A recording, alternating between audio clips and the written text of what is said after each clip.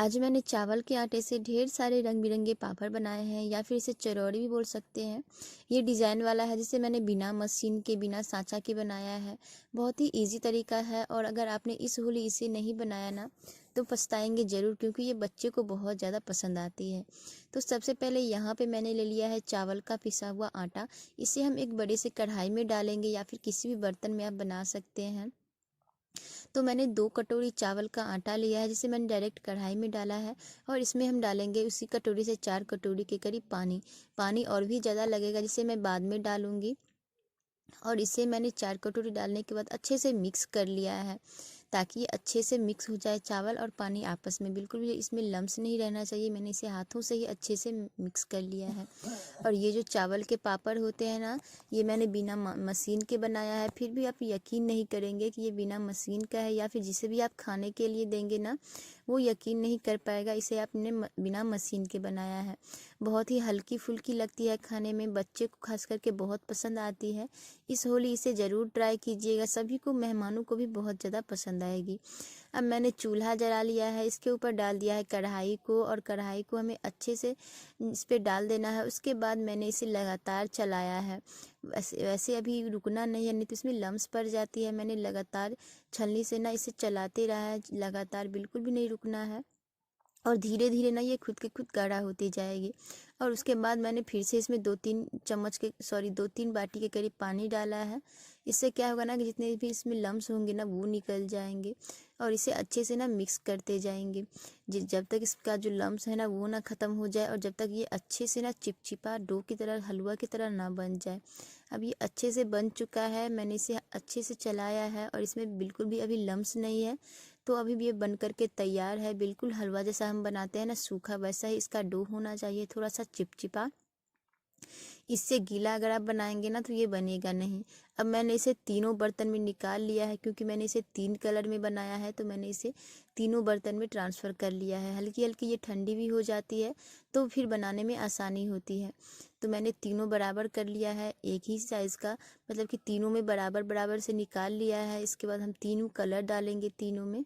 ये रंग बिरंगे देखने में भी अच्छे लगते हैं। चाहे तो इसे सफ़ेद भी बना सकते हैं, लेकिन बच्चों को देना है ना तो फूड कलर ज़रूर डालिएगा, बच्चे बहुत खुश हो जाते हैं। और बनने के बाद तो इतने ज़्यादा ये स्वादिष्ट लगते हैं और साइज़ में दुगने तिगने से ज़्यादा बड़े हो जाते हैं कि आप सोच भी नहीं सकते हैं कि ये इतना अच्छा बन करके तैयार हुआ है। अब मैंने तीनों बर्तन में से निकाल लिया है और मैंने 3 कलर लिया है। मैंने एक में डाला है ब्राइट ग्रीन, जो कि बहुत प्यारा कलर है, और दूसरे में मैंने डाला है येलो, लेमन येलो वाला, ये भी बहुत प्यारा लगता है कलर। और साथ में मैंने तीसरे में डाला है ऑरेंज रेड। अब मैंने तीनों में थोड़ा थोड़ा करके पानी डाला है, 1-2 बूंद, ताकि कलर जो है ना अच्छे से मेल्ट हो जाए। उसके बाद हम इसे अच्छे से मिक्स कर लेंगे। मैंने ग्रीन वाले को अच्छे से मिक्स कर लिया है लगातार। और इसे ना अच्छे से मिक्स करने के बाद थोड़ा थोड़ा हाथों से भी मैंने मिक्स कर लिया है, ताकि थोड़ी बहुत अगर इसमें लम्स होना, गुठलियाँ होना, दाने, छोटे छोटे दाने रहते हैं तो वो अच्छे से मैश हो जाए। तो मैंने इसे हाथों से अच्छे से मैश कर लिया है और सभी में अच्छे से इसी तरीके से मैश कर लेंगे। और ये अच्छे से अभी ठंडा भी हो चुका है तो बनाने में भी हमें कोई दिक्कत नहीं होगा। तो मैंने तीनों को ही इस तरीके से मैश कर लिया है। देखिए कलर कितना ज़्यादा प्यारा आया हुआ है। ग्रीन का भी कलर बहुत प्यारा है, साथ ही येलो वाला कलर भी बहुत प्यारा आया है, और ऑरेंज वाला भी बहुत प्यारा लगता था। आप चाहे तो इसे अपने मनपसंद कलर में बना सकते हैं। मैंने यहाँ पे 3 कलर इस तरीके का लिया है। अब ये तीनों कलर बन चुका है तो इसे मैं डायरेक्ट छत पे डालूँगी धूप में। आप किसी भी तरीके का एक पन्नी ले सकते हैं, और उसमें मैंने बिना तेल के ही बनाया है, चाहे तो इसमें तेल भी लगा सकते हैं, लेकिन ये बिना तेल के भी बन जाती है। अब यहाँ पे मैंने ले लिया है एक टिन का ये छन्नी, जिससे हम आटा चालते हैं ना, टिन का, वही लिया है। और उसे मैंने इस तरीके से मैश करके थोड़ा थोड़ा हाथों में ये डो लिया है आटा का। उसे एक ही जगह पे हम इसे इस तरीके से रगड़ते जाएंगे और इसे हल्के हाथों से दबाते जाएंगे और ये नीचे से निकलती जाएगी।